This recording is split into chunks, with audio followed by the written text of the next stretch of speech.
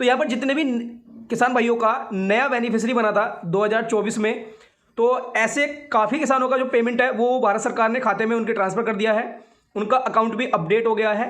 लेकिन अभी भी बहुत किसान ऐसे बचे हुए हैं जिनका ना तो पैसा अपडेट हुआ है और ना ही उनके खाते में अभी पैसा जारी किया गया है। यहाँ पर किसान भाइयों के साथ एक बड़ी समस्या देखने के लिए मिल रही है। जितने भी नए बेनिफिशियरी बने हैं उनमें से जिनका पेमेंट अभी नहीं आया है, तो ऐसे किसान भाइयों के साथ एक बड़ी समस्या यहाँ पर हो गई है। उनके स्टेटस में जो किस्त आनी चाहिए थी वो किस्त उनकी स्टॉप लग गई है। मतलब जो पहली किस्त उनके खाते में डाली जानी थी वो एक किस्त उनकी स्टॉप लग गई है। तो यहाँ पर एक स्टेटस के माध्यम से मैं आपको दिखाने वाला हूँ कि जो नए किसान जिनकी नई बेनिफिशियरी बनी थी, जिनको पहला पेमेंट मिलना था, उनके स्टेटस में स्टॉप पेमेंट लग गया है।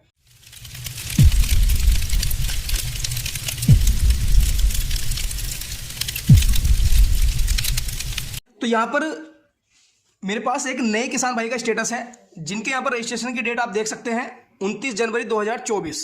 अब यहाँ पर ये नए किसान भाई इस योजना में ऐड हुए थे, लेकिन इनको यहाँ पर एक पेमेंट मिलना था, पहली किस्त इनको मिलनी थी। लेकिन इनके स्टेटस में यहाँ पर आप देख सकते हैं पहली किस्त पर स्टॉप बाई स्टेट लग गया है, यानी कि इनका जो है जिले द्वारा इनका जो पैसा है वो रोक दिया गया है। तो यहाँ पर मेरे पास एक स्टेटस और है।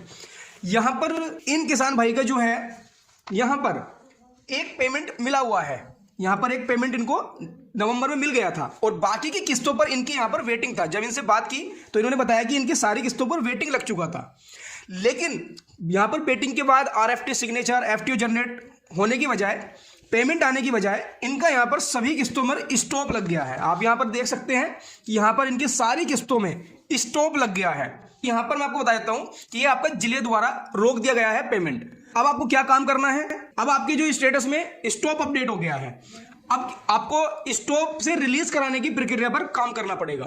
तो अब यहाँ पर आपको अपने कार्यालय कुछ दस्तावेज लेके जाने हैं, जिसमें आपको अपना आधार कार्ड, जमीन की फर्द और घोषणा पत्र जो कि लेखपाल आपको भर के देगा, ये तीनों कागज आपको, और साथ में इस वाले स्टेटस को भी लेकर के चले जाएंगे या अपनी यूपीआईडी को लेकर के जाएंगे।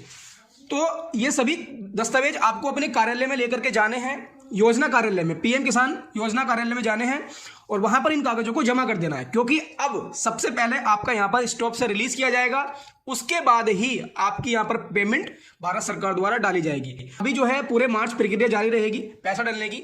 अगर इस बीच कुछ होता है तो पेमेंट आ जाएगा, वरना इन 4 महीनों के अंतराल पर भी पेमेंट आ सकता है। अगर नहीं आता है तो फिर आपका पेमेंट 17वीं किस्त में ही आएगा। तो यहाँ पर नए किसान भाइयों के साथ ये समस्या बन गई है। तो जितने भी किसान भाइयों के अभी तक पेमेंट नहीं आया है, तो हो सकता है कि उनका पेमेंट भी यहाँ पर आने की बजाय स्टॉप लग जाए।